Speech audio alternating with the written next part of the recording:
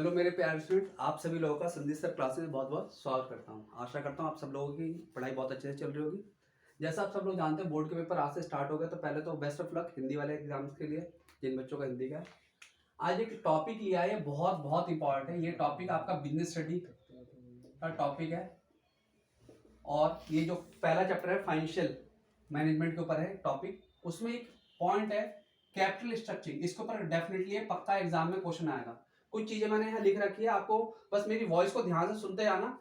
Board पर नहीं दिख रहा, आप ये बुक्स आराम से वीडियो को रोकोगे तो आपको सब कुछ चीजें दिखेगी। सबसे पहला पॉइंट ये आता है कि सर कैपिटल स्ट्रक्चर होता क्या है। तो पहला आंसर है कि रेफर टू द मिक्स, मतलब अपने फंड में, ओन फंड और बोरिंग फंड के बीच का जो मिक्सअप होता है, कितना पैसा आपके खुद के हैं, कितना आप मार्केट से उठा रहे हो, उसी को बोलते हैं कैपिटल स्ट्रक्चर। अब क्वेश्चन ये आता है कि सर कैपिटल स्ट्रक्चर को कुछ और भी पढ़ सकते हैं, डेब्ट इक्विटी रेशियो पढ़ सकते हैं, डेब्ट ऊपर अपॉन में इक्विटी। तो आपने इधर क्या लिखा है सर, ये इधर लिखा है फाइनेंशियल लिवरेज। कई जगह बुक्स में लिखा भी रहता है फाइनेंशियल लिवरेज को बताओ, तो फाइनेंशियल लिवरेज का भी यही डेफिनेशन है, ध्यान रखना। फाइनेंशियल लिवरेज तो डेब्ट अपॉन में डेब्ट प्लस इक्विटी, इस चीज का आप ध्यान रखना। अब पॉइंट ये आता है कि सर कॉस्ट ऑफ फंड होता क्या है। तो कॉस्ट ऑफ फंड, जब कोई आप पैसा अरेंज करते हो तो जो भी आपको उस चीज को लाने में जो देना पड़ता है उसको बोलते हैं cost of fund. For example, मैंने 10 लाख रुपए बैंक से लिया, तो 10 लाख पे मेरे को 10% पर एनम देना है मान लो, तो उसका फंड क्या है, प्रिंसिपल भी देना होता है और इंटरेस्ट भी। तो कॉस्ट ऑफ फंड क्या है, 10% जो रेट ऑफ इंटरेस्ट है वो है कॉस्ट ऑफ फंड, उस फंड को लाने का। तो ये कहता ही है कि अगर आप कॉस्ट ऑफ फंड कम होगा तो रिस्क ज्यादा होगा, रिस्क ज्यादा होगा। मतलब बोरो अगर आप कम करोगे, ऑब्वियसली बात है, अगर मैं बाहर अपने पैसे ज्यादा लगाऊंगा और बाहर से कम लूंगा तो मेरे को इंटरेस्ट की पेमेंट कम करनी पड़ेगी। ये कहानी ये कहना चाहता है। अब मैंने एक केस स्टडी लेता हूं, इसके थ्रू आपको समझाता हूं। एक चीज ध्यान रखना, पेपर में क्वेश्चन पूछेगा कि फाइनेंशियल लिवरेज को समझाओ थ्रू द ईबीआईटी और ईपीएस, इसके थ्रू एनालिसिस करो। 6 नंबर का क्वेश्चन बन सकता है, विद टेबल और एक्सप्लेन करना पड़ेगा। तो देखो एक चीज समझना, पहले समझो दो तरीका होता है फाइनेंशियल लिवरेज को कैलकुलेट करने का। ईबीआईटी के थ्रू देख सकते हो और ईपीएस के थ्रू। ईबीआईटी का फुल फॉर्म है earning before interest and tax, दूसरी तरफ है अर्निंग पर शेयर। अब आपके सामने यहाँ पे क्वेश्चन लिखा है मैंने कि कंपनी है एक्स लिमिटेड, इसके पास टोटल कैपिटल एम्प्लॉयड है 30 लाख रुपीस और उसका टैक्स रेट है 30% और ईबीआईटी है 4 लाख रुपए। ध्यान रखना 4 लाख रुपए ईबीआईटी है। अब आपको एक टेबल बना रहा हूं, 3 सिचुएशन लेता हूं, सिचुएशन 1, सिचुएशन 2, सिचुएशन 3। इसकी हेडिंग क्या है, ईबीआईटी एंड ईपीएस एनालिसिस। क्या है, ईपीएस एनालिसिस। मान लो एग्जांपल समझना, ईबीआईटी कितना देखा है, 4 लाख। सबसे पहले क्या लिखोगे, ईबीआईटी सभी केस में 4 लाख 4 लाख 4 लाख लिखोगे। याद रखना इस केस के अंदर कोई भी पैसा आपने बाहर से नहीं लिया है, नो डेब्ट, मतलब सारे पैसे आपके खुद के हैं। तो जब खुद के होंगे तो ब्याज थोड़ी ना जाएगा हमारा, तो लेस, इसमें से इंटरेस्ट घटाऊं तो इंटरेस्ट यहाँ पे क्या होगा, नील।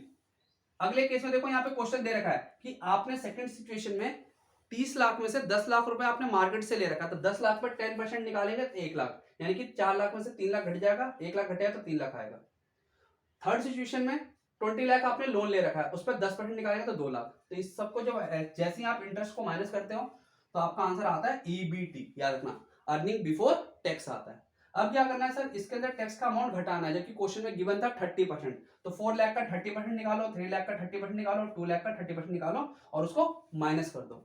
अब जैसे ही माइनस करोगे तो आप पहुंच जाओगे ईएटी के ऊपर। ईएटी बोलते हैं अर्निंग आफ्टर टैक्स। और जब अर्निंग आफ्टर टैक्स आप देख पा रहे हो यहाँ पे, उसमें से एक चीज ध्यान रखना, यहाँ पे निकालना पड़ेगा नंबर ऑफ शेयर्स। यहाँ क्वेश्चन में गिवन है नंबर ऑफ शेयर 10 रुपीज का एच है। एक चीज समझना, आपने टोटल कैपिटल एम्प्लॉयड कितना है, 30 लाख, तो 30 लाख को 10 से डिवाइड करोगे कितना आएगा, 3 लाख। उसके बाद इस केस में आपने 10 लाख रुपए लोन ले रखा है, तो 30 में से पहले 10 लाख अलग कर दो, कितना बचा, 20 लाख। 20 लाख को 10 रुपए से डिवाइड करोगे तो कितना आएगा, 2 लाख। इसी तरीके से 30 सिचुएशन आ जाएगा, 1 लाख। अब पॉइंट समझना, ये क्वेश्चन पेपर में कई बार पूछता है earning per share, EAT minus number of share. EAT आपने निकाल रखा है 2,80,000 और नंबर ऑफ शेयर आपको पता है, नंबर ऑफ शेयर कितना है, 3 लाख। तो इसको इससे डिवाइड करोगे तो आएगा 0.93, अगले केस में आएगा 1.05 और अगले केस में आएगा 1.40।